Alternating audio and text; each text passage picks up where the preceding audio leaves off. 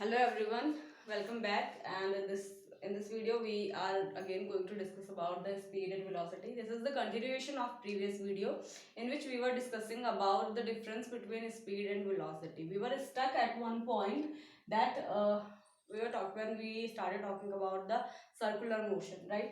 तो हम एक point पर अटके थे, that was circular motion. And it was that after one round in a circular path, speed is not zero. That time I wrote there, speed is zero. That's why I was confused that it was not like that, what I studied. So now let's move. So this is okay, if any object starts from this point, अगर कोई object है वो इस point से start करता है and suppose करो कि ये हमारा यूनिफॉर्म सर्कुलर मोशन है when speed is not changing. So इस केस में it will be definitely having a radius vector. इसमें एक रेडियस वेक्टर होगी.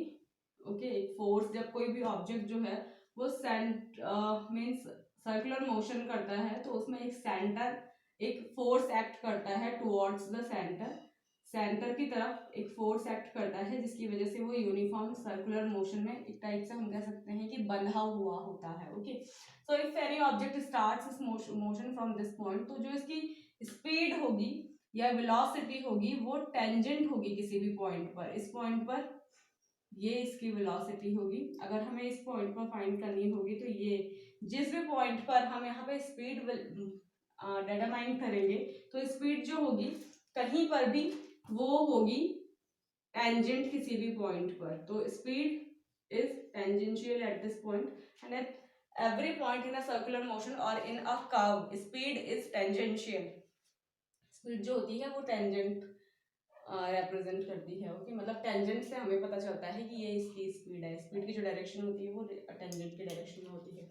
ओके नाउ लेट्स सी कि अगर हम कोई भी सर्कुलर मोशन कवर कर रहे हैं और हमारा जो ऑब्जेक्ट है वो यहाँ से मूव करना स्टार्ट करता है, गोल गोल घूमता है और उसके बाद फिर इसी पोजीशन पर वापस से चला जाता है, तो हमारी डिस्टेंस कितनी हुई और हमारी डिस्प्लेसमेंट कितनी हुई. तो हमारी डिस्टेंस क्या हुई इस केस में 2πr हुई. ठीक है और टाइम जो लगा होगा so speed is equal to क्या होता है डिस्टेंस अपॉन टाइम.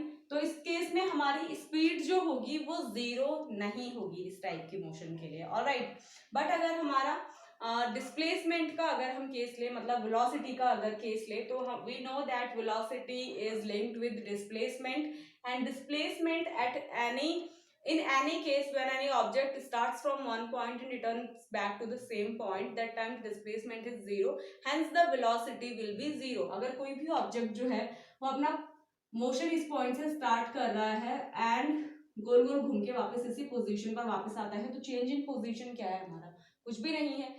हेंस क्योंकि हमारा चेंज इन पोजीशन कुछ भी नहीं है तो शॉर्टेस्ट डिस्टेंस क्या होगी इनिशियल और फाइनल पोजीशन के बीच में जीरो होगी.